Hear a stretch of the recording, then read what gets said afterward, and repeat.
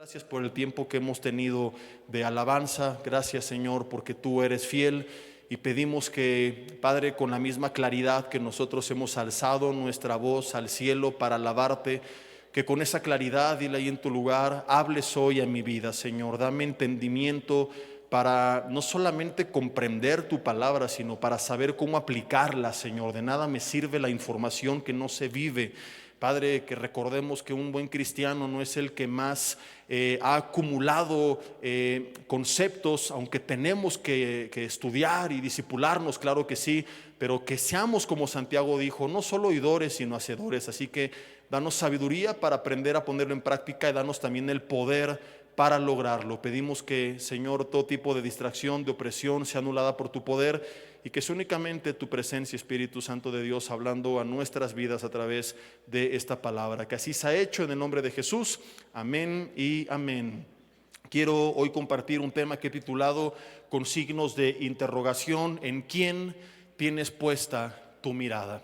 Quiero pedirte que voltees con alguien al lado tuyo y le digas seriamente: ¿en quién tienes puesta tu mirada? Con la persona de la derecha, de la izquierda, y no respondas en quién tienes puesta tu mirada, pero lo que voy a intentar demostrar en esta tarde, en esta mañana todavía, es que si nosotros ponemos nuestra mirada en el lugar incorrecto, en la persona incorrecta, si yo empiezo a poner mi confianza, mi esperanza, mi mirada en mi esposo, en mi esposa, en mis hijos, en mis padres, en mi jefe del trabajo, en mis contactos en el gobierno, en algún partido político, en algún pastor, en algún líder religioso o en mis bienes materiales, algún día algo de todo eso se va a perder. Algún día esas personas pueden no estar o fallarte, decepcionarte, traicionarte, y entonces tu vida se va a desmoronar si no aprendes a poner tus ojos en la persona correcta.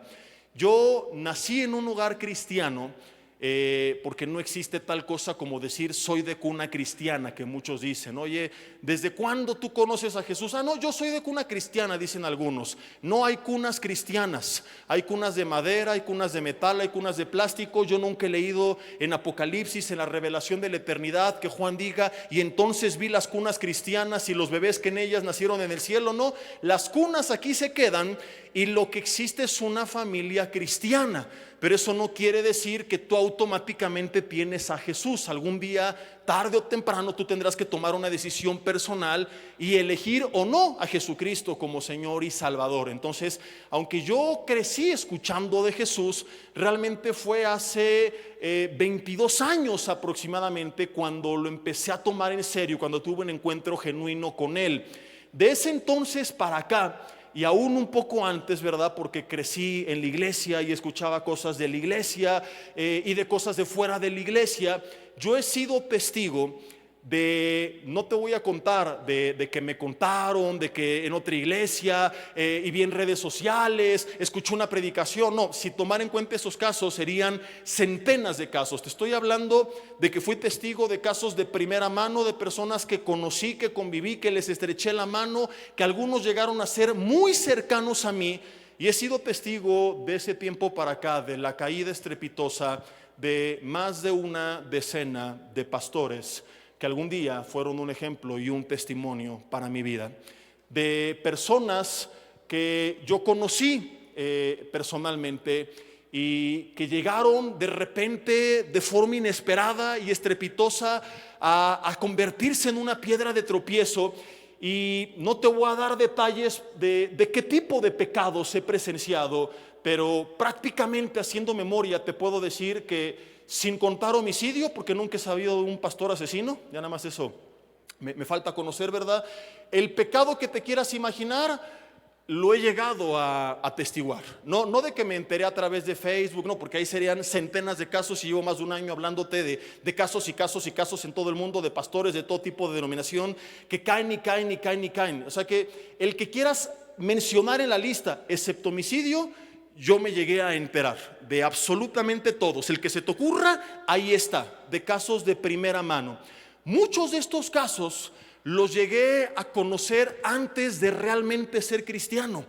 Antes de ser pastor, antes de ser maduro en la fe, porque a lo mejor algunos dicen, bueno, y ese ya te pasó como pastor, ¿verdad? No, cuando era adolescente, cuando iba al grupo de jóvenes, cuando no tenía una relación fuerte con el Señor, y algún día hace años atrás, esta misma iglesia pasó por tiempos muy difíciles, de sacudidas por situaciones como estas, y recuerdo perfectamente que muchos de mis amigos con los que yo venía aquí al grupo de jóvenes, no como maestro, porque ni siquiera enseñaba la palabra, sino como asistente, muchos de ellos se apartaron de la fe, y muchos de ellos eran mejores cristianos que yo. Muchos de ellos eran jóvenes que yo admiraba, porque ellos leían más de la Biblia que yo, porque ellos sabían más de la Biblia que yo, porque ellos oraban más que yo, se discipulaban más que yo. Bueno, yo ni me discipulaba.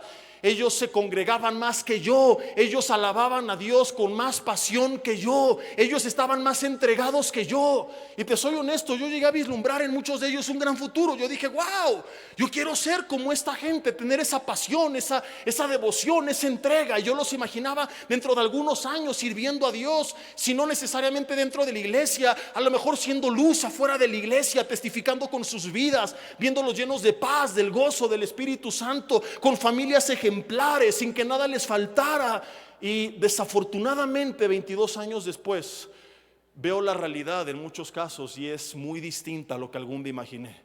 Muchos de ellos totalmente fríos, por no decir muertos espiritualmente, rompiendo con Dios su relación por completo, con vidas desastrosas, con familias desastrosas. No es que mi vida sea perfecta, pero tengo el gozo y la paz de Dios. Hemos tenido baches y momentos complicados, pero tenemos una hija preciosa por dentro y por fuera que amamos. Y he cumplido este año 16 años de casado con mi esposa, y a pesar de que hubo tiempos complicados donde ella quiso ofrecerme delante de Dios en holocausto santo, vivo, agradable y perfecto, puedo darles testimonio verdadero de que con la ayuda del Señor, de su palabra y de su Espíritu, lo superamos. Y honestamente se los digo, y se lo he dicho a ella recientemente, hoy 16 años después, la amo más que cuando estábamos recién casados. Hemos visto la fidelidad de Dios, y yo esperaba ver esto en algunos de estos amigos. ¿Y por qué veo lo contrario?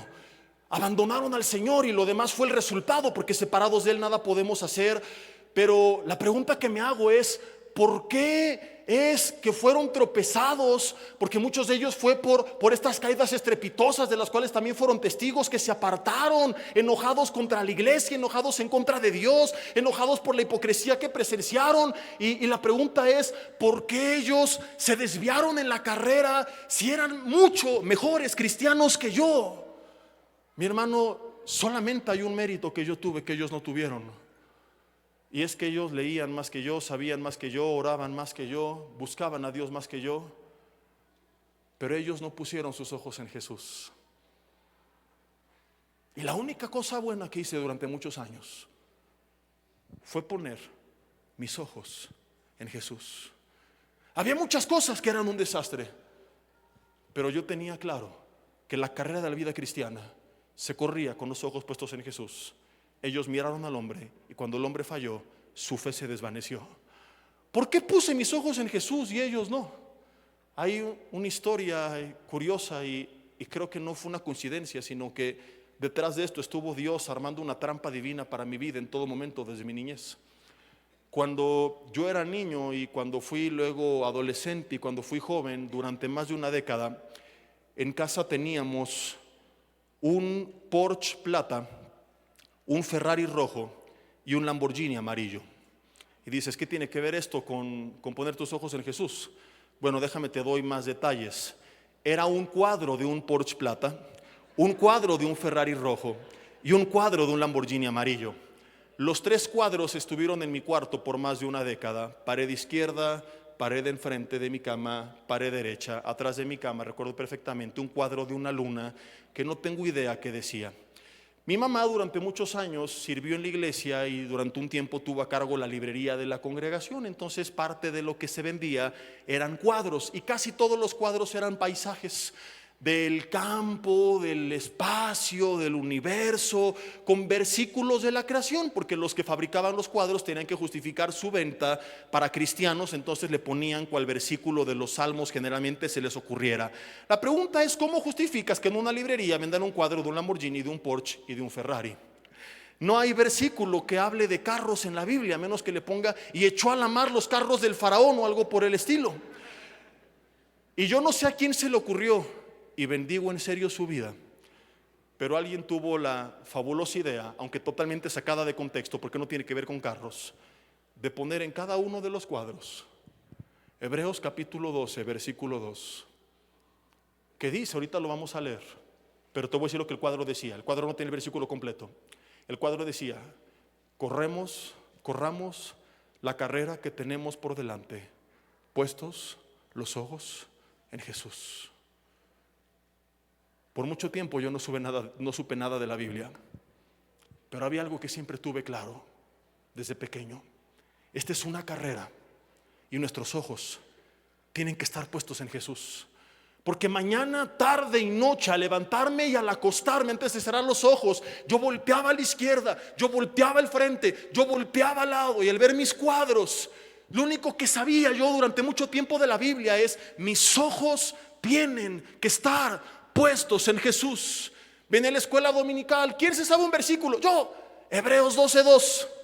Corramos la carrera con los ojos puestos en Jesús. 5 años después, un versículo. Yo, Hebreos 12:2. Y no sabía nada más que eso, pero eso guardó mi corazón. Porque todo lo que llegué a presenciar siendo inmaduro en la fe habría sido para muchos, si fue para muchos suficiente para abandonar por completo el cristianismo, como algunos lo hicieron. Pero yo tuve claro eso, y no sé por qué otra extraña razón me sabía Jeremías 17:5, que veremos más tarde, que dice: maldito el hombre que confía en el hombre. Entonces, solo un triste mérito tuve que mis amigos no tuvieron, pero eso me mantuvo en la carrera, y es que yo aprendí a poner mi mirada en Jesucristo. Quiero leerte el versículo completo de este cuadro. Hebreos capítulo 12, versículo 1 dice: por tanto, nosotros también, teniendo alrededor nuestro tan grande nube de testigos, despojémonos de todo peso, del griego orcos, que significa carga y estorbo, y del pecado que nos asedia, y corramos con paciencia la carrera que tenemos por delante. Y mucha gente predica de esto, y está bien, pero está incompleto sin el versículo 2, porque he escuchado sermones donde dicen: y tienes que despojarte de todo el sobrepeso espiritual y lo que te roba tiempo, y del pecado, y ser paciente. Pero ¿sabes qué, hermano? Aunque tú te quites el sobrepeso y te quites el pecado y eres paciente, si no pones tus ojos en Jesús, no vas a terminar la carrera. Vas a encontrarte personas que te metan el pie en la carrera, vas a encontrarte personas que tropezaron en la carrera, y si les volteas a ver, vas a tropezar junto con ellos. Por eso el autor de esta carta a los hebreos dice: no solo tienes que quitar el peso, no solo se trata de quitar el pecado, se trata de seguir corriendo con paciencia, se trata de seguir corriendo, pero entiende el siguiente principio: puestos los ojos en Jesús, porque añade el autor: Él es el autor y el consumador de la fe. Él es quien dio su vida en la cruz del Calvario por nosotros. El autor de Hebreos dice: pon tus ojos en Jesús, porque tu papá te va a fallar, porque tu esposo te va a desilusionar alguna vez, porque tus amigos te van a decepcionar, porque tus líderes espirituales pueden llegar a tropezarte, pueden llegar a fallarte. Toda persona que te rodea de forma real o según tu perspectiva, algún día no va a ser fiel, y si tú pones tu mirada en ellos, tú te vas a caer junto con ellos. Y puede haber gente que te ame quizá, pero ellos no dieron su vida en la cruz por ti. Tu esposo no murió por ti, más bien quizá tenga ganas de crucificarte. Tus hijos no dieron su vida en la cruz por ti. Ningún pastor dio su vida en la cruz por ti. Te enseñamos la palabra y oramos por ti, pero dice Hebreos: el autor y el consumador de la fe, el que ha sido paciente, clemente, misericordioso, el que nos limpia con su sangre, el que pagó en la cruz del Calvario, el que nos dio esperanza y vida eterna, el que prometió su Espíritu Santo, el que nos selló con su Espíritu, el que nos ha dado dones y talentos y propósito, el que nos da una identidad, una familia, un cuerpo al cual cual pertenecemos, el que nos da no 6 meses más de vida, sino vida eterna, es Cristo Jesús, dice el autor y el consumador de la fe. En Él tienes que poner tu mirada. Él es el único que permanece fiel aun cuando tú eres infiel. Él es el único que nunca te va a dejar, que nunca te va a abandonar, que nunca te va a decepcionar. Los demás pueden estar o no estar, pero Jesús dijo: yo voy a estar contigo todos los días hasta el fin del mundo. No te voy a dejar, no te voy a desamparar. Le dijo Dios a Josué: donde quiera que vayas voy a estar contigo. Pero ¿qué hace mucha gente? ¿Y qué hicieron muchos de esos amigos hace un par de décadas? Pusieron sus ojos en el hombre. Y cuando en aquel entonces un pastor les falló, ellos abandonaron la fe, no se cambiaron de iglesia, se apartaron de Jesús. Y yo digo, ¿qué culpa de todo esto tiene Jesús? Imagínate que tú llegas a la casa y tu esposa te dice: mi amor, me voy de la casa, no quiero volver a saber nada más de ti en toda mi vida. ¿Y yo qué te hice? Tú nada, pero mi jefe hoy fue muy injusto conmigo en el trabajo. Y además, en la calle se me cerró un señor loco que me vio feo. ¿Qué le dirías? Oye, desquítate con el jefe, desquítate con el Señor, pero ¿yo qué te hice? Y es exactamente lo mismo que hacemos con Jesús. Tanta gente que dice: no quiero volver a orar, no voy a volver a leer la Biblia, estoy decepcionado de la iglesia porque los hermanos fueron hipócritas, porque el pastor me mintió, porque vi esto, porque escuché de aquello, y por eso me voy a apartar de ti. Y Jesús dice: ¿y yo qué culpa tengo? Jesús no te hizo nada. Él te ha dado su amor inmerecido e incondicional. Él ha sido fiel, Él ha sido paciente, Él ha sido clemente y misericordioso. ¿Por qué le estamos cargando a Jesús la cuenta de los platos rotos de algo que alguien nos hizo, en lo cual Él no tiene nada que ver, porque lo único que Él ha hecho es amarte y darte su vida? Pero de forma absurda, de repente la iglesia, engañada por Satanás, le da la espalda al maestro por algo que Él no hizo, por algo que hizo su pueblo, por algo que hicieron sus ministros, por algo que hizo algún amigo tuyo, algún familiar tuyo, en lo cual Él no tuvo participación, ni lo aprobó, ni lo envió. Pero tú te desquitaste con Jesús. Satanás nos engaña y de repente perdemos el uso de razón y empezamos a cargar a la cuenta del maestro los platos rotos de otros. Si tú a mí me dijeras: Jesse, mañana Dios te llama a su presencia, quiero que me digas cuáles son los 2 mejores consejos que has vivido en toda tu vida cristiana, yo diría 2 cosas y no lo tengo que pensar ni un segundo. Número 1, no rompas por nada del mundo tu relación personal con Él. Vive una vida en lo secreto, pasa tiempo a solas con Dios. ¿Por qué? Porque ahí es donde mi vida fue transformada. Digo, además lo puedo sustentar bíblicamente y lo he hecho recientemente. Yo crecí escuchando muchas cosas en iglesia que me edificaron, pero lo que me cambió fue lo que escuché a solas de parte de Dios. 2, pon tus ojos en Jesús. ¿Por qué? Lo primero te transforma, lo segundo te mantiene en el camino. Hay mucha gente que fue transformada en intimidad, pero en el camino de repente volteó a ver otro lado y se tropezó y abandonó lo que había perdido en la intimidad, y aún abandonó la intimidad misma. Por eso yo diría: ten una relación personal con Dios y no dejes de ver al Maestro. Hay personas en este lugar que algún día ardieron por Dios. Tú sabes que Dios te está hablando, que tuviste una pasión, que sentiste un llamado a hacer algo más que calentar una silla los domingos, que algún día le buscabas y orabas y le alababas y no querías escuchar otra cosa que no fueran alabanzas. Le servías, Dios usaba tu vida y querías más, pero de repente en el camino alguien te decepcionó, alguien en la iglesia te traicionó, alguien te hizo algo que tú consideraste que no era justo, alguien tropezó y te tropezó y hoy estás totalmente tibio, apagado. En algunos casos, algunos están hasta amargados y llevan años justificándose. Es que, pastor, si viera lo que me hicieron, si viera lo que vi, y yo conocí un líder que no sabe cómo era, y un pastor que no sabe lo que hacía, y un matrimonio que no sabe lo hipócritas que eran. Y por eso te has justificado y has dicho, y por eso yo también me aparté. Y te quiero decir algo con el corazón en la mano, y no me lo vayas a tomar a mal. No te lo digo para tu destrucción, sino para tu edificación, para que eso te haga reaccionar y vuelvas al punto donde algún día estuviste. Y tengo que ser bien honesto contigo y decirte esta verdad: tú fuiste igual de hipócrita que todos ellos, porque al haberte apartado demostraste que decías que seguías a Jesús, pero con tus hechos confirmaste que seguías al hombre. Dile al de lado: tómala, papá. Y todos a una sola voz: uy, uy, uy, ay, ay, ay.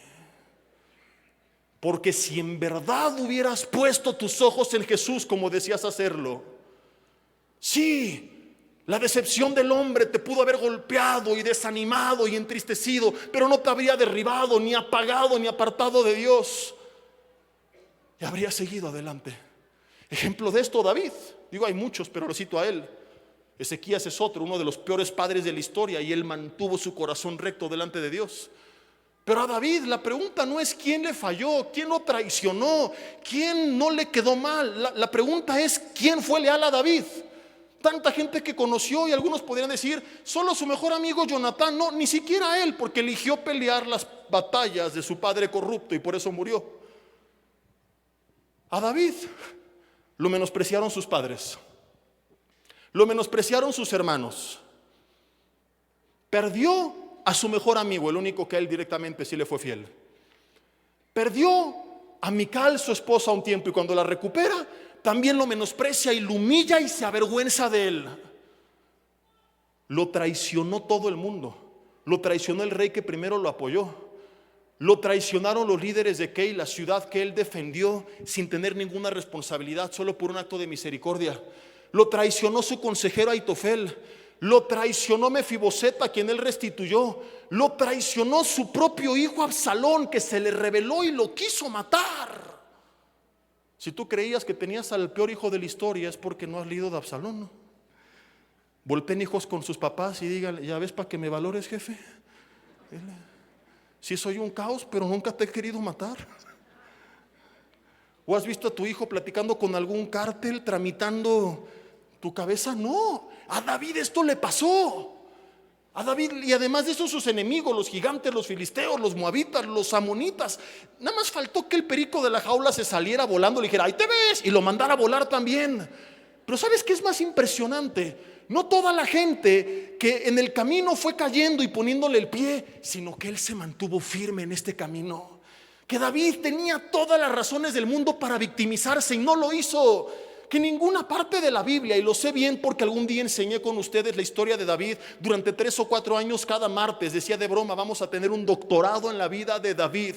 Y vimos que David jamás en la vida se victimizó. Nunca en la vida dijo: pobrecito de mí, me traicionó mi rey, no me quieren mis padres, no me quieren mis hermanos, no me quiere mi esposa, no me quiere mi consejero, no me quiere mi hijo, perdí a mi mejor amigo, nadie me quiere, todos me odian, mejor me como un gusanito. Salmo 432, versículo 12. No.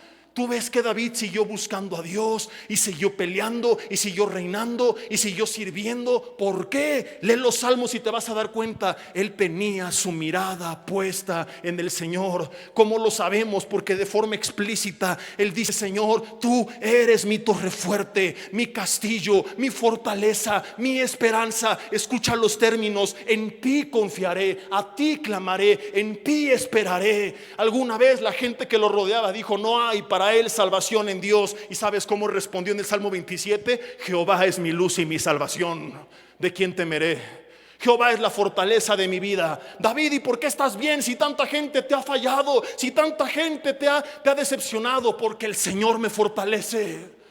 Aunque un ejército pelee contra mí y acampe contra mí, dijo David, no temerá mi corazón aunque contra mí se levante guerra. Yo voy a estar confiado. Él nunca se victimizó. Estoy solo, todos me abandonaron. Sí, todos lo abandonaron. Pero ¿sabes por qué siguió adelante? Porque ese mismo salmo, en el versículo 10, él escribió las siguientes líneas: aunque mi padre y mi madre me dejen, con todo Jehová me recogeré en sus brazos. No importa quién te haya abandonado, Dios está contigo. pastor, que mi esposo me dejó, mi hijo me dejó, mi novia me dejó, mi líder me dejó, pero el Señor va a estar contigo hasta el final. Su Espíritu Santo te acompaña, su presencia está contigo donde quiera que tú vayas. Y eso tiene que ser más que suficiente para que nos pongamos de pie y sigamos adelante, a pesar de cualquier adversidad y cualquier decepción y cualquier traición y cualquier situación que nosotros enfrentemos. David fue un hombre invencible porque él puso sus ojos en el lugar correcto. Mi hermano, entendamos que tropiezos habrá toda la vida. Y aunque tenemos que esforzarnos por aprender y ser eruditos, no van a terminar la carrera los más eruditos necesariamente, sino aquellos que pusieron sus ojos en Jesús. Pablo en Romanos capítulo 2 escribe algo que es muy fuerte y que a veces no sabemos cómo aplicar a nuestras vidas, porque se lo escribe a los fariseos, que hoy sabemos que era gente que llevaba una doble vida, y a los que Jesús les dijo: ustedes son como sepulcros blanqueados, que por fuera dan una cara a los hombres, pero su corazón está contaminado. Pero tú tienes que entender el contexto histórico y cultural de la época. La gente no veía así a los fariseos. ¿Vamos bien hasta aquí? La gente no los veía y los veía con repudio. Los fariseos hipócritas, porque esto lo vino a desenmascarar Jesús con muchos de ellos. Los fariseos y saduceos eran los escribas, los maestros de la ley, eran los líderes espirituales del pueblo. De cierta forma, lo digo entre comillas, el equivalente a lo que hoy en día seríamos los pastores. Ellos enseñaban la palabra al pueblo. Ellos se dedicaban a 3 cosas: estudiar la ley, enseñar la ley y tratar de vivir la ley. Y a esta gente Jesús les dice que por culpa de su incongruencia y deshonestidad, el nombre de Dios era blasfemado. Entonces nos damos cuenta que en toda la historia de la humanidad ha habido siempre líderes sinceros, pero también líderes que empiezan a llevar una doble vida. Y si no lo entendemos, el día que esto pase, tú te vas a decepcionar y vas a abandonar, como aquellos amigos míos, más de una decena, la carrera de la fe.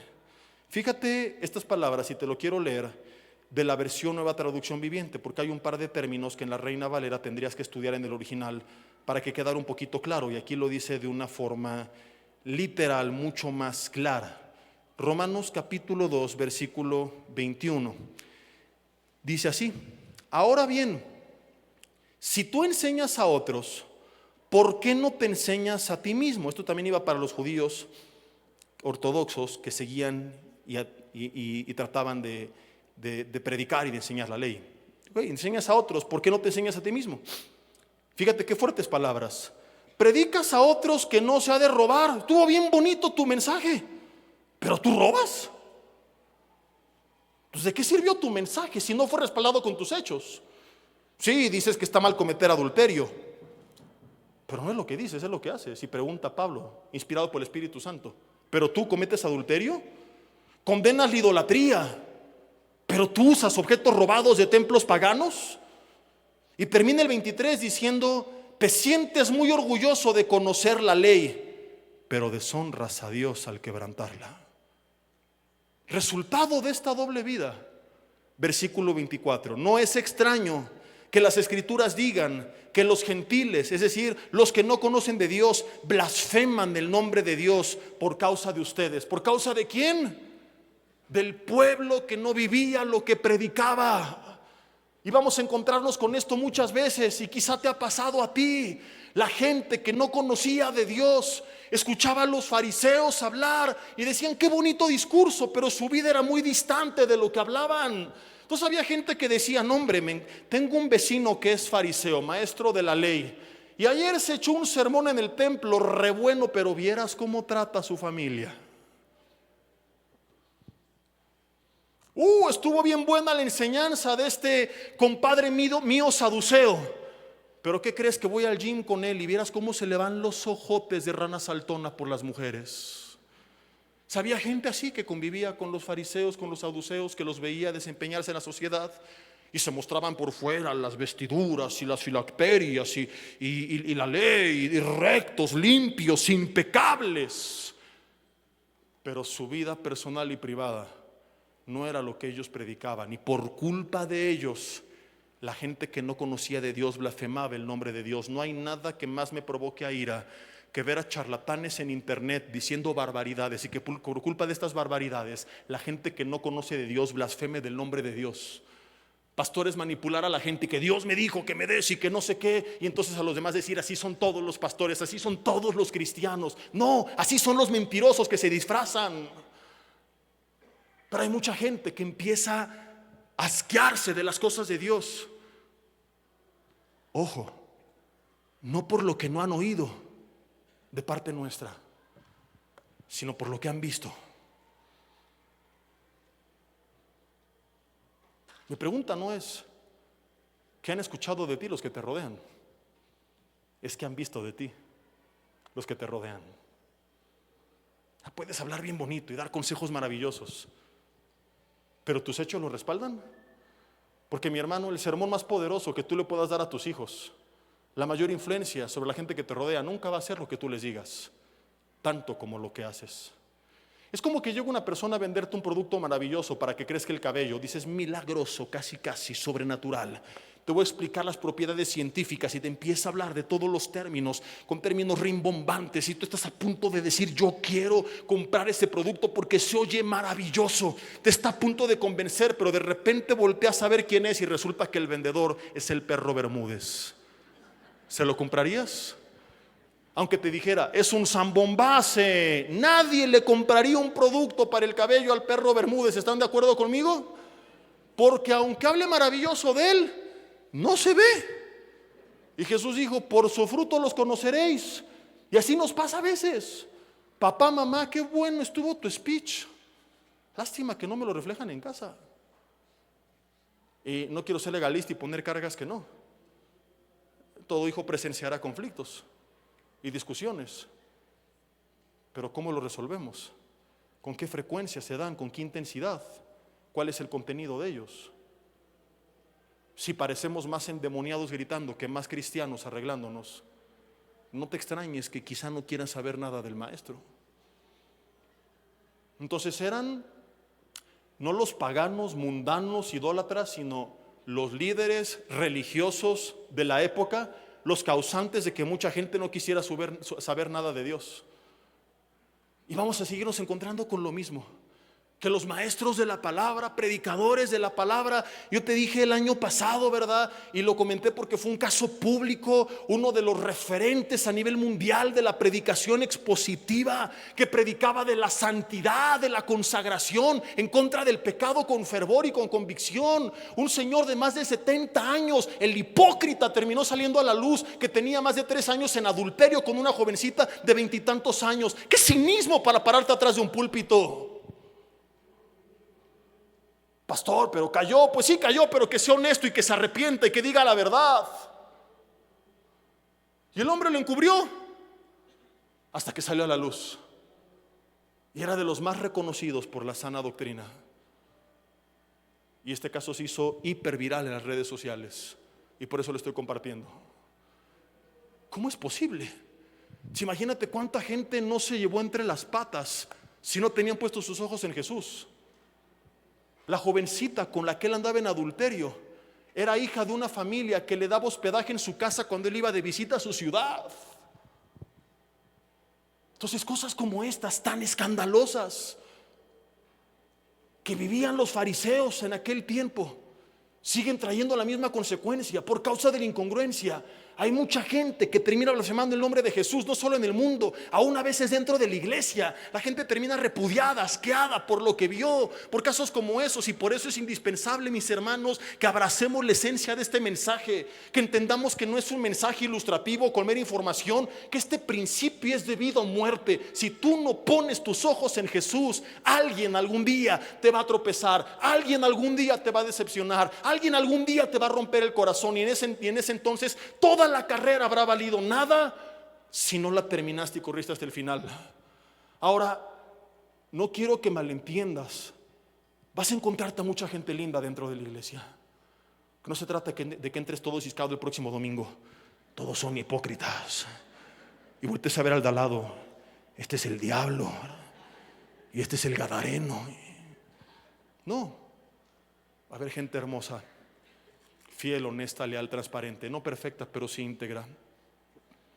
Pero también vas a encontrarte a mucha gente hipócrita. Hipócrita significa el que pretende ser o finge ser lo que no es. Compartió el pastor Josué la semana pasada, era el término para describir a los actores de la antigua Grecia. Y si tú no pones tus ojos en Jesús, vas a terminar amargado, decepcionado y apostatando. No estoy siendo amarillista, las estadísticas confirman que la razón principal por la que la gente termina apartándose de la fe en el mundo cristiano evangélico es por los tropiezos dentro de la iglesia. Porque me hicieron, porque me vieron, porque me dijeron, porque me trataron. Y por eso Jeremías 17, el otro versículo que no sé por qué me sabía, en el versículo 5 dice lo siguiente, si me quieres acompañar a leerlo. Jeremías 17, versículo 5: así ha dicho Jehová, maldito el varón que confía en el hombre y pone carne por su brazo y su corazón se aparta de Jehová. Ahora, ¿significa esto que no tengo que confiar en nadie? No, significa que no puedes confiar ciegamente en nadie. Fíjate el tipo de confianza: y que pone carne por su brazo. Es el equivalente a cuando tú y yo decimos: no, por fulano de tal, yo pongo las manos al fuego. ¿Cuántos han dicho esta barbaridad? ¿Sabes por quién pongo las manos al fuego? Pregúntame por quién. No me han preguntado. Pregúntame por quién. Por mi esposa, sí. Pero exceptuándola a ella, por nadie. En el primer servicio dije que por nadie, pero es que no estaba sentada ella. No es cierto, nena. Por nadie. Entonces, ¿no crees en la gente? Sí, pero no en la carne de la gente. Y sé que una persona en la carne que se aparta del Señor, porque lo he leído con David y con tanta gente, como lo estoy contando, puede ser capaz de cualquier cosa.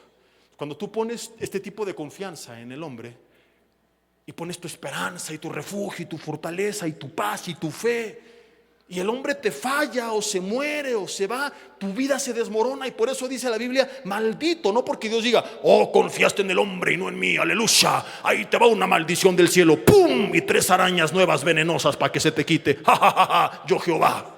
No, sino que solito te acarreas maldición. Porque ese hombre algún día, aunque haya sido fiel, Dios lo va a llamar a su presencia.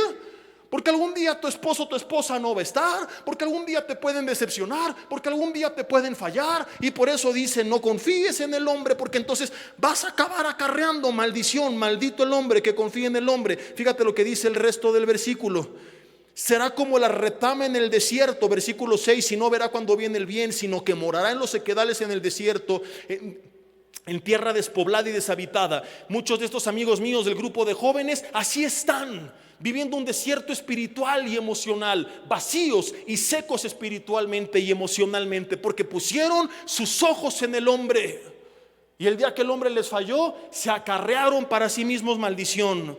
Y dice el versículo 7: más bendito el varón que confía en Jehová y cuya confianza es Jehová, porque será como árbol plantado junto a las aguas, que junto a la corriente echará sus raíces y no verá cuando viene el calor, sino que su hoja estará verde, y en el año de sequía no se fatigará ni va a dejar de dar fruto. Cuando tu confianza es Dios, nada te puede destruir. Me han dicho: pastor, ¿cómo estás en esta y otras pruebas que hemos enfrentado? Y esperan que les digamos: pues aquí librándola. Pero pues así es el mundo, y ni modo, ya algún día estaremos en el cielo. Y sería hipócrita. Les he dicho: estoy bien. Ha habido momentos difíciles, complicados, tristes, dolorosos, pero hemos salido adelante. ¿Por qué? No porque yo soy fuerte, yo soy débil, pero Cristo me fortalece. Estoy bien porque mi confianza está en Jehová y yo estoy plantado en Él. Si tú te plantas en Él, vas a ser como ese árbol junto a corrientes de agua. No importa que venga, los ríos de agua viva te siguen refrescando y vas a seguir dando fruto. Bendito el hombre que confía en Dios.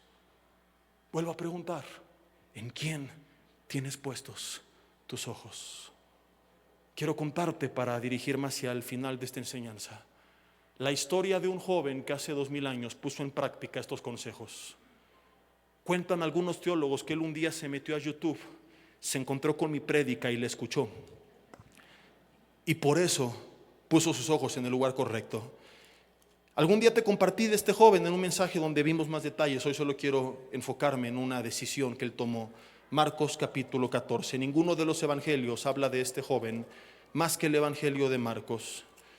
Marcos capítulo 14, versículo 43.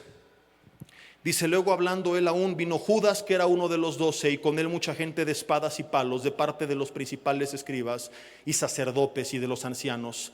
Y el que le entregaba les había dado señal, diciendo: al que yo bese, ese es, prendedle y llévenle con seguridad. Y cuando vino, se acercó luego a él y le dijo: maestro, maestro, y lo besó. Entonces luego ellos echaron mano y le prendieron. Pero uno de los que estaba ahí, que era Pedro, sacó la espada y hirió al siervo del sumo sacerdote, cortándole la oreja. Cuenta la leyenda que se discipulaba con el mocho orejas. Versículo 48. Respondiendo Jesús dijo: ¿cómo vienen a mí como contra un ladrón, con espadas y palos para prenderme? Si estuve con ustedes cada día en el templo enseñándoles y no me prendieron. Pero sucede así para que se cumplan las escrituras. Trágico versículo 50, subráyalo. Entonces, dice la Biblia, algunos de los discípulos, dice, todos los discípulos, dos palabras, digan conmigo los del lado izquierdo, dejándole, los del lado derecho huyeron. ¿Quiénes? ¿Qué hicieron? Todos los discípulos. Imagínate que tú estabas ahí, porque hubo un joven del que habla el siguiente versículo. No lo veas todavía, no spoilees el final de esta historia. Ahí estás. Eres un joven emocionado porque has conocido a Jesús, el Mesías prometido. Lo ha esperado tu pueblo por años y Él es. Lo has visto hacer milagros, multiplicar los panes y los peces, caminar sobre las aguas. Pero resulta que pronto ha de partir y ha elegido a 12 discípulos para que sean testigos y continúen predicando acerca de su vida, para que lleven el mensaje a todo el mundo. Eran personas especiales los 12 apóstoles. Eran los 12 elegidos, los 12 ungidos de parte de Dios. Entonces tú como joven les tienes respeto. Serían personas de autoridad en la actualidad. Y de repente en la noche despiertas, hay un tumulto y ves que uno de ellos, Judas, lo acaba de vender por unas tristes y miserables piezas de plata. Ahora, esta historia tiene poco peso en nuestros corazones porque la gente le dice: sí, era el desgraciado de Judas. De hecho, nadie le pone a su hijo Judas. ¿Quién de aquí se llama Judas? ¿Sabías que el significado es hermoso? Pero sabemos quién era. Pero no siempre fue así. Para ellos Judas no era ni feliz, desgraciado que va a entregar al maestro. Era una persona ejemplar, de buen testimonio. Quiero que trates por un instante de visualizarlo, porque vas a estar en los zapatos de este joven, donde gente de quien tú tenías un concepto, de repente digas: ¿y ahora qué pasó? Pero ¿cómo Judas hizo esto? Porque Judas no era Judas, era Judas. Algunos, a ver, era Judas. Judas era ejemplar para ellos. De hecho, era el que administraba las ofrendas del ministerio. Y tan íntegro pensaban que era, que jamás dudaron de él. Nunca sospecharon. Tengo un mensaje que se llama Expediente de un traidor, que si tienes dudas lo puedes ver. Judas había hecho milagros y quizás hasta resucitado muertos y había predicado la palabra de Dios. Judas no era Judas el traidor, era el hermano Judas. Tan es así que a pesar que en la última noche, cuando Jesús anuncia que lo van a traicionar, dice: esta es la señal, el que meta su pan conmigo en el plato, ese es. Judas lo hizo y ni por eso se dieron cuenta. Jesús dice: lo que vas a hacer, hazlo pronto. Pero no sabían que se refería a la traición, sino que dice la Biblia textualmente, pensaron que se refería a hacer compras para los preparativos de la cena de la Pascua o para ayudar a los pobres, porque él manejaba la bolsa de dinero del ministerio. Entonces fíjate lo que en su mente había. Mientras estamos aquí nosotros tragando, el pobrecito de Judas, el piadoso y bondadoso Judas, va a ir a comprar la comida para los necesitados y para la cena. Qué bueno es el hermano Judas. Pastor, pero metió su pan en su plato, ¿por qué no dudaron? Creen muchos estudiosos, y comparto con ellos, porque esto lo hacía regularmente, confirmando la cercanía que tenía Jesús. Tan es así, si no quieres concluir a partir de una alegoría, sino de pasajes explícitos, en la profecía de quién lo iba a traicionar, el Antiguo Testamento le llama como el hombre de su confianza. Tan es así que cuando lo entrega, Jesús voltea con él y le dice: con un beso me entregas. Traidor, infeliz, desgraciado. Y cuenta la Biblia que Jesús avanzó y luego volteó y le dijo: pero nada más espera para que resucite y no te la vas a acabar. Jesús volteó con Judas y le dijo: con un beso me entregas, amigo. Y era tan amigo de Jesús que solía meter su pan en su plato. Y por eso esa noche nadie sospechó. Vamos a suponer que me invitas unos tacos. Digo a suponer porque ya sé que eres remacana y esto no va a pasar. Y estamos en la mesa, te traen 3 de pastor. ¿Qué harías si yo agarro uno de esos tacos? Está bueno, mi hermano. ¿Qué dirías? Está medio loco Jesse. Pero si tu esposa lo hace, es normal. En familia compartir las cosas. Ese nivel de cercanía tenía Judas con Jesús. Entonces imagínate el impacto de este joven. ¿Qué? ¡Judas! Todos menos él. ¿Cómo es posible? Pero bueno, mi corazón está dolido, pero hay otros 11. Ahorita Pedro va a salir al quite, Juan, el discípulo amado, según él mismo, ¿verdad? Ahorita los demás. Acto seguido, los 11, dejándole, huyeron. Del griego feugo, que significa darse a la fuga. Salieron corriendo por todas partes menos a donde tenían que ir, que era atrás del maestro. Y es lo mismo que tú y yo vamos a ver. Gente que nos rodea, que tendría que estar atrás de Jesús, corriendo por todas partes, en casa, la familia, los amigos, en el gobierno, en la política, en la iglesia, hermanos, y hasta líderes espirituales, que en vez de ser íntegros y seguir a Jesús, de repente tú vas a decir: pero ¿por qué están haciendo eso? ¿Y por qué se apartó en pos de ese vicio? ¿Y por qué se fue en pos de la inmoralidad? ¿Y por qué mi papá hizo esto? ¿Y por qué mi amigo hizo aquello? Este joven lo presenció y pudo haber sido tentado a decir: bueno, si todos corrieron, yo también corro. ¿Qué es lo que la gente hace? ¿Por qué eres así? Porque hay cristianos peores. Mi amor, ¿por qué me tratas así? ¿No has visto líderes que tratan peor a su mujer? Dale gracias a Dios por mi vida. ¿Quién nos dijo que es el hombre nuestro modelo a seguir? ¿Quién nos dijo que es un pastor o un líder religioso o quien te trajo a Cristo la imagen que tenemos que seguir? No dijo Pablo: imítenme a mí, pero porque yo imito a Cristo. Pero de repente la gente se empieza a corromper, a bajar su estándar de santidad sobre pretexto de que hay otros peores. Entonces otros corren para allá, pues yo también voy para allá. Y por eso es fascinante que en este escenario, dice el versículo 51, rompiendo todo paradigma y pronóstico esperado, pero cierto joven le seguía. Seguía no es cualquier cosa, es la palabra koloutseo, que significa estar exactamente en el mismo camino. Tan era el mismo camino que después lo prendieron, lo atraparon, y al zafarse él terminó huyendo desnudo por las calles. No fue un gran testimonio que contar aquella noche. Y me fascina lo que había en la forma de pensar de este joven. Judas se entregó al maestro. Pedro está corriendo por allá escondido, cobardemente negándole. Y Juan también le abandonó, y todos corrieron y están donde no deberían de estar. Y son los famosos, los poderosos, los ungidos. Ellos hicieron eso, pero yo tengo claro en mi corazón: Judas no es el Mesías, Pedro no es mi Salvador, Juan no va a morir por mí. Es Jesús mi Señor y Salvador. Y no me importa qué hizo Judas, no me importa qué hizo Juan, no me importa dónde están los 11. A koloutseo, yo voy a estar en el mismo camino del maestro. Voy a seguir a Jesús aunque me atrapen y me cueste la vida. Y es la convicción que tiene que haber. No el cristiano débil de que: ay, el pastor es hipócrita, ¿y qué crees que pasó? ¿Y qué crees que me hicieron? Gente que se levante y diga: no me importa dónde corran los demás, y de cuántos líderes caídos me entere, y que sigan las redes sociales contando: ellos no murieron por mí, Jesús murió por mí, Él es mi Señor, mi Salvador, mi Padre, mi Dios, mi amigo. Que los demás corran donde quieran. Si se corrompen, que se corrompan. Si caen, que caigan. Yo voy a seguir al maestro hasta el fin. Voy a estar en el mismo camino. Yo voy a poner mis ojos en Jesús. Yo no voy a dejar de correr la carrera, porque Él es el autor y el consumador de la fe. Lo prendieron, Años más tarde inclusive le falló al maestro, pero luego vuelve al camino y termina escribiendo el evangelio que hoy conocemos según San Marcos. Ese cierto joven es el mismo autor de este evangelio.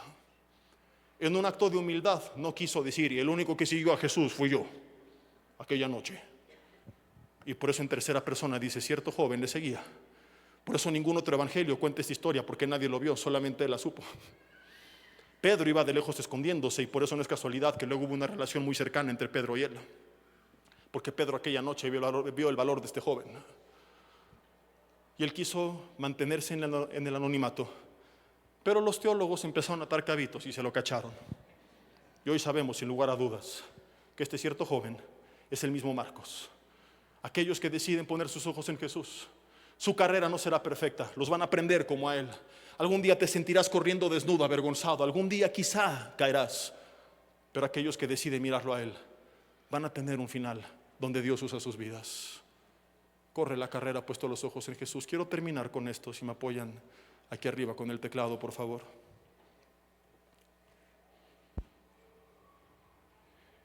Te conté al principio que me ha tocado ser testigo de más de una decena de caídas y tropiezos estrepitosos de gente que conocí. Lo que no te dije es que algunos eran simplemente conocidos, algunos llegaron a ser muy cercanos. A veces se trató de gente amada. Algunos conocen que hace 3 años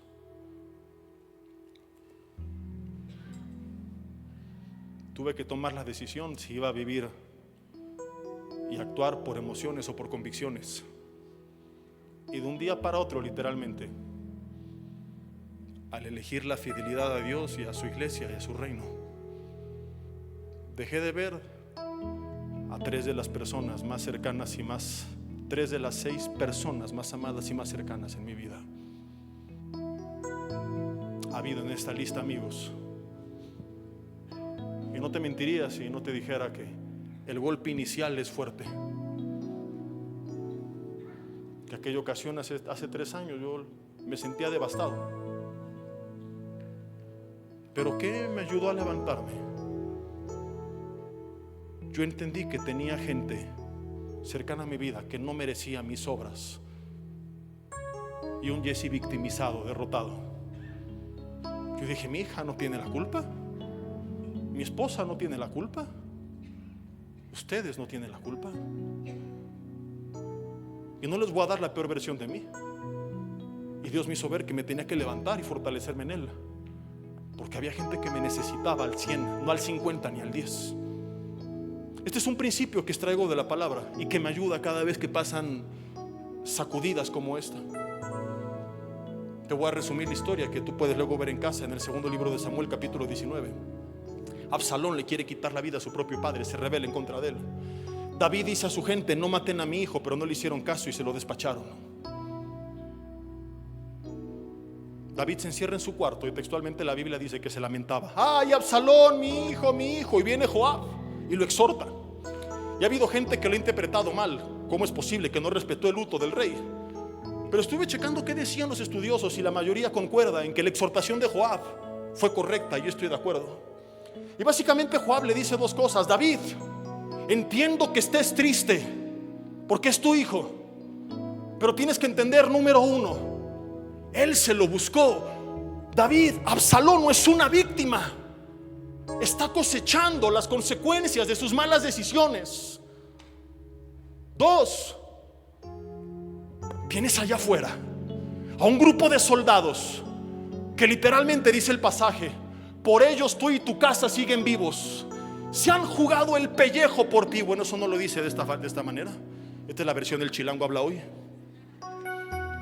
Se han rifado la vida, has contado con ellos, y no es justo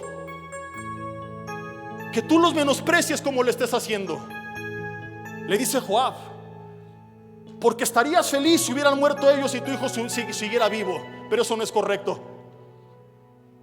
Te entiendo, pero esta gente no es culpable de las malas decisiones de Absalón. Así que sal y da la cara, porque si no los vas a perder y va a ser peor. Y David siguió el consejo. Y es lo que yo recuerdo cada que hay un golpe. Digo, es duro, es difícil, es doloroso, pero mi familia no tiene la culpa, la iglesia no tiene la culpa. No merecen que yo me pare y aquí estoy todo triste y desanimado, las pruebas y el diablo. No, ha habido tanta gente que sí se ha mantenido leal, ha habido tanta gente que sí ha sido íntegra, ha habido tanta gente que sí ha sido honesta, que merecen la mejor versión de nosotros, no la peor. Yo no sé de qué manera aplicar esto a tu vida. Pregúntale al Señor y dile: Espíritu Santo, háblame. Porque quizá por un amigo que te traicionó están pagando los platos rotos los otros 10 a los cuales ni les hablas. Te has aislado de ellos, ellos no te hicieron nada. Un esposo que te abandonó, pero tienes 3 hijos que merecen la mejor versión de ti, mamá. No una mamá: mi esposo se fue con otra o con otro. Con quien se haya ido, tienes 3 pequeños que te necesitan y que no te han hecho nada, o 4, 5, 6. Yo no sé quién te falló, quién te traicionó, quién te rompió el corazón, pero sí sé que si volteas alrededor vas a encontrarte que hay mucha gente que ha sido fiel, que ha sido leal, que ha sido honesta, que te ha amado sinceramente, y por ello necesitas levantarte, porque no es justo que otros paguen los platos rotos de quien no fue sincero contigo. Quizás hasta en la misma iglesia vienes de un lugar donde un líder te decepcionó, donde no fue íntegro, y ahí estás todo amargado. Y con todo respeto quiero decirte: quienes no te hemos fallado y nos hemos mantenido íntegros, no tenemos la culpa de lo que otros te hicieron. Así que por amor al pueblo de Dios y a Dios mismo, levántate, porque estamos en una guerra espiritual y la iglesia necesita la mejor versión de ti, no la peor. Vuelta con el de lado y dile: levántate, porque yo cuento contigo. Díselo en serio: yo cuento contigo. Y dile: tú cuentas conmigo también. Necesitamos levantarnos. Luego lee en casa, porque ya no hay tiempo. Isaías 30 y 31 habla de quien pone su confianza en carros, en caballos, en Egipto. Lo mismo que aprendimos hoy del hombre aplica con dinero, bienes materiales, casas, cuentas. Algún día todo se puede desvanecer.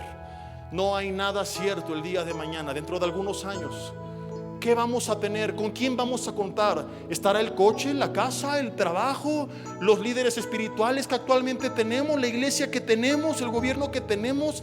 Hay muchas cosas que no sabemos, pero de uno estamos seguros: que pase lo que pase, Jesús seguirá con nosotros todos los días hasta el fin del mundo, y por Él vale la pena seguir adelante. Él ha sido fiel, Él nunca nos va a dejar, Él nunca nos va a decepcionar. Él lo ha dado todo y merece lo mejor de nosotros. No merece una iglesia que le dé las obras, no le cargue las cuentas de los platos rotos al maestro. Hey, por eso oro poco. No, hoy levántate y dile como este joven: Jesús, te voy a seguir y te voy a buscar y te voy a amar y te voy a servir y te voy a dar la mejor versión de mi vida. No importa lo que hagan los demás, porque solo tú eres digno de recibir toda la gloria, toda la honra, toda la alabanza. Dice la Biblia: todo el imperio por los siglos de los siglos de los siglos. ¿Lo crees? Di conmigo en voz alta: voy a correr la carrera con los ojos en Jesús, porque Él es el autor y el consumador de la fe. Amén, amén y amén. Vamos a seguir al maestro hasta el final, aunque nos prendan como este joven, aunque nos meten problemas, aunque perdamos a gente que amamos. Él vale la pena. Pablo dijo: lo que era para mí ganancia, lo he estimado como pérdida, como basura, con tal de seguir a Cristo. De lo que te tengas que despojar en esta hora, hazlo con tal de seguir al maestro. Cierra tus ojos conmigo y dile: Jesús, perdóname si no he puesto mi mirada en ti, si me volví víctima, Señor, y creí que tenía una buena justificación para correr por todos lados menos atrás del maestro. Te lo confieso como pecado. Lávame con tu sangre. Si no le has entregado tu vida, dile: ven a reinar en mi vida, te necesito y también te quiero conocer. Sé mi Señor y mi Salvador, mi Padre, mi Dios, pero también mi mejor amigo. De hoy en adelante decido poner mi mirada no en la religión organizada, no en la iglesia ni en sus líderes. Sé que son estructuras que tú creaste, pero también tú mismo dices que son imperfectas. Así que de hoy en adelante voy a poner mis ojos en ti.